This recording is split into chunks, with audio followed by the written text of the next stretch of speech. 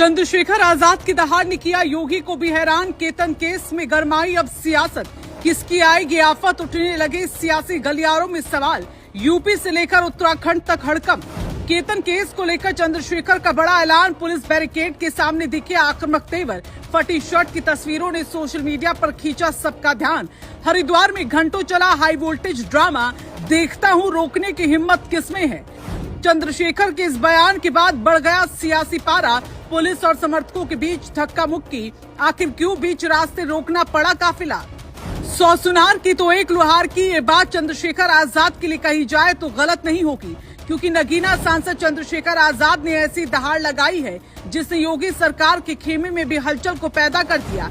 क्योंकि केतन केस अब सिर्फ एक आपराधिक मामला नहीं, बल्कि बड़ा राजनीतिक मुद्दा बनता दिखाई दे रहा है। सिर्फ यही नहीं, हरिद्वार की सड़कों पर उस समय माहौल पूरी तरह बदल गया जब नगीना सांसद चंद्रशेखर आजाद और खानपुर विधायक उमेश कुमार पीड़ित परिवार से मिलने के लिए टिहरी रवाना हुए। प्रशासन पहले से अलर्ट था और शंकराचार्य चौक पर भारी पुलिस बल, आरएएफ और सीआरपीएफ की तैनाती कर दी गई थी। जैसे ही काफिला आगे बढ़ा, पुलिस ने रास्ता रोक दिया। इसके बाद दोनों नेताओं और पुलिस के बीच तीखी बहस शुरू हो गई।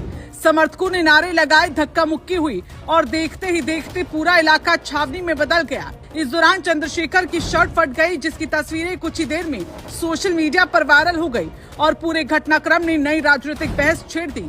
और क्या कुछ हुआ, चलिए आपको सब बताते हैं। दरअसल पूरा मामला टिहरी जिले के लमगांव में हुए केतन केस से जुड़ा हुआ है। आरोप है कि 18 साल के केतन लाल को कथित प्रेम प्रसंग के बहाने बुलाया गया और उसके साथ गंभीर मारपीट हुई, जिसके बाद इलाज के दौरान उसकी मौत हो गई। पुलिस ने इस मामले में कई आरोपियों को गिरफ्तार किया और गंभीर धाराओं के साथ SC/ST एक्ट के तहत मुकदमा दर्ज किया गया। लेकिन पीड़ित परिवार लगातार सख्त कार्रवाई की मांग कर रहा है। चंद्रशेखर आजाद का कहना है कि जब तक पीड़ित परिवार को पूरा न्याय नहीं मिलेगा, तब तक उनकी आवाज उठती रहेगी। इसी मांग को लेकर वो मौके पर जाना चाहते थे, लेकिन प्रशासन ने सुरक्षा और कानून व्यवस्था का हवाला देते हुए उन्हें आगे बढ़ने की अनुमति नहीं दी। पुलिस द्वारा रोके जाने के बाद चंद्रशेखर आजाद ने आरोप लगाया कि उनके साथ धक्का मुक्की की गई और उन्हें जबरन रोकने की कोशिश की गई।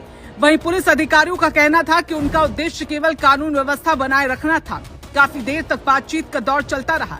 हालात बिगड़ते देख वरिष्ठ अधिकारी भी मौके पर पहुंचे और दोनों पक्षों के बीच बातचीत कराई गई। आखिरकार प्रशासन के अनुरोध पर चंद्रशेखर आजाद और उमेश कुमार ने फिलहाल टिहरी का दौरा स्थगित करने का फैसला किया। हालांकि उन्होंने साफ कहा है कि ये मुद्दा यहीं खत्म नहीं होगा और पीड़ित परिवार को न्याय दिलाने की लड़ाई आगे भी जारी रहेगी। उनके इस बयान के बाद समर्थकों ने भी सरकार और प्रशासन के खिलाफ नारेबाजी की।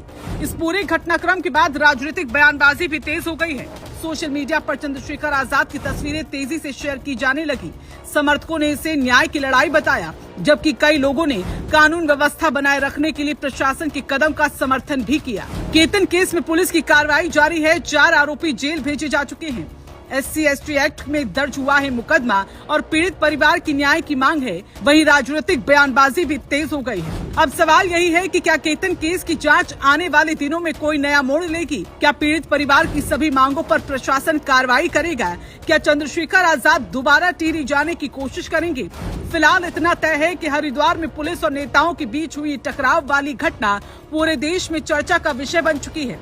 केतन केस को लेकर राजनीतिक सरगर्मियां लगातार बढ़ रही हैं और आने वाले दिनों में ये मामला उत्तराखंड की राजनीति में और भी बड़ा मुद्दा बन सकता है। अब सबकी निगाहें जांच की अगली कार्रवाई, अदालत की प्रक्रिया और प्रशासन के अगले कदम पर टिकी हुई है।